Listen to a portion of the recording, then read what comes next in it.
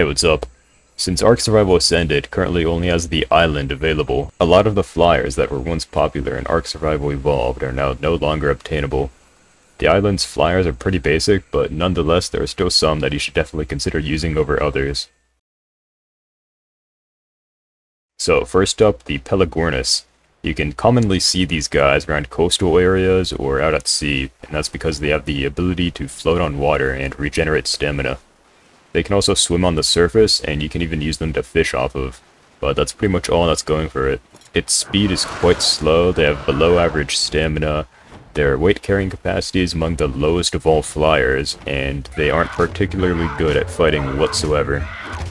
Still, you can't deny the usefulness of any flyer, even if it is a Pelorus. Next is the Tapara. I'm a little disappointed in having to put this guy so low on the list, because I think they're pretty neat, but their stats are pretty much just average in every regard. I mean, compared to the Pelorus, it's a massive improvement.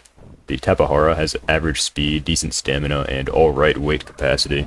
But what makes the Tapara worth considering is that they have a lot of unique features. They can maneuver horizontally and vertically in the air while staying in one position, they can grapple onto walls and trees, and its saddle has 2 passenger seats. The Tapara even gets a tech saddle with plasma cannons.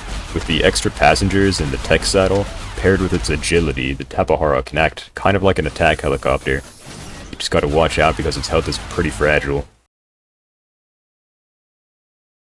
In real life, the Ketel is one of the largest pterosaurs ever discovered, and its size transfers over to Ark. It's very slow but has great stamina and amazing weight capacity, along with high health.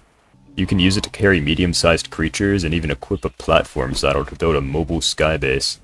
Everything sounds good on paper, but if you've ever used one of these things, then you'll know that the novelty of having a flying fortress quickly wears off, because their slow speed is quite apparent.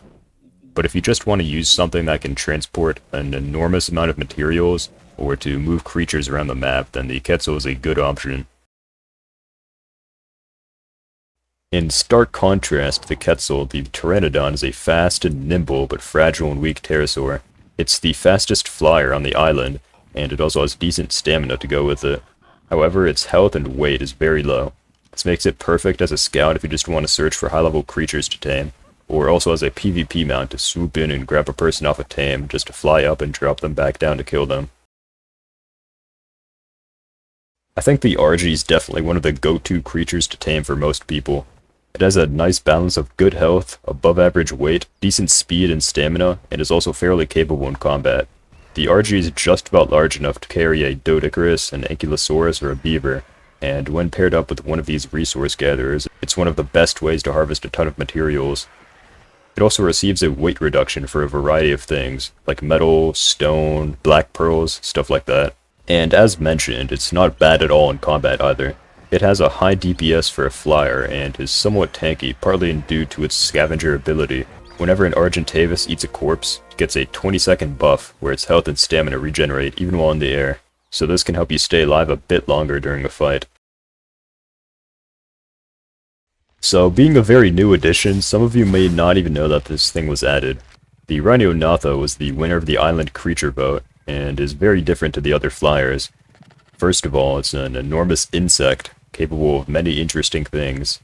The stats are all quite good. It has high health, damage, weight, and is also somewhat quick. But it really becomes spectacular once you put sap in its inventory so it can create rhynio resin.